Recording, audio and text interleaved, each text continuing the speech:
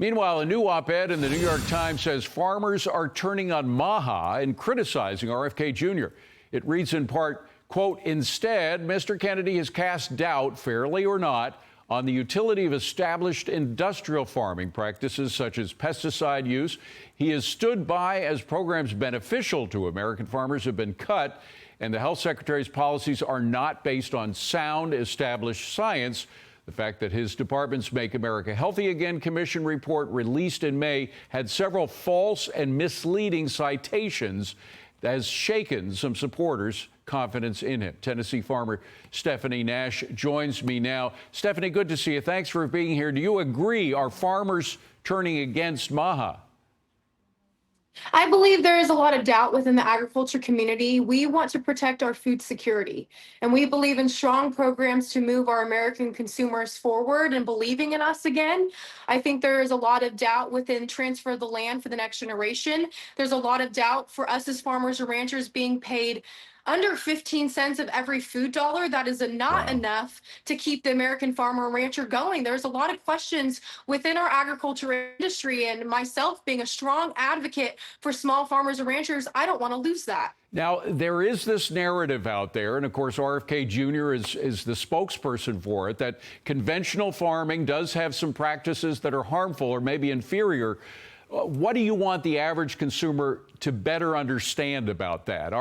How difficult is it now for farmers to sort of square the peg for what RFK Jr. says and the reality that you have to deal with every day? Well, let me just start by saying I'm a big advocate for protecting farmers and ranchers in every aspect. I believe that there are a lot of farmers that have to deal with regulations, state laws, weather, and a lot of other challenges that we face. And most Americans don't know this, but our crop production, we lose 20 to 40% a year because of pest, weeds, and other challenges. There's a study done by Stanford University, and I think this is something that consumers deserve to know, that they did 4 decades of crop education, and there was no difference between conventional or organic on a health level. Our conventional farmers in this country produce 30 to 40% more than most on the other spectrum, and we need to realize that farmers and ranchers in this country need to be protected for our food security and for our future here in America. Is there anything that MAHA movement or RFK Jr. specifically points to that you would agree on in terms of how our farming practices should change in any way? I think we as a country need to remember that we need to bring in less imports from other countries. I believe that Make America Great Again, that movement has been a big supporter of keeping American grown here in our country and supporting American consumers.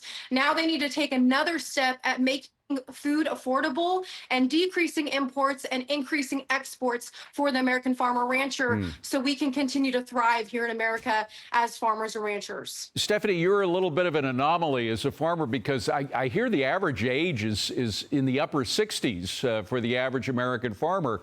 How, with all these difficulties and now combating, even though you support the deregulation movement of the Trump administration, you don't particularly like the MAHA movement. How do you get younger people interested in farming? I believe in education. I've always said that on my platform. I think that if we paid our farmers and ranchers more money to be able to produce here in America, we could gain the traction of younger farmers and ranchers coming back into the industry, give them more programs, give them more chances to become farmers and ranchers, because again, the average age is 65 and the average age of veterinarians is 55. So we need to really create programs for these next generation farmers to protect our American food security. Well, we hope they join you. Stephanie Nash, thank you very much for coming in, making your case. I appreciate it. Thank you.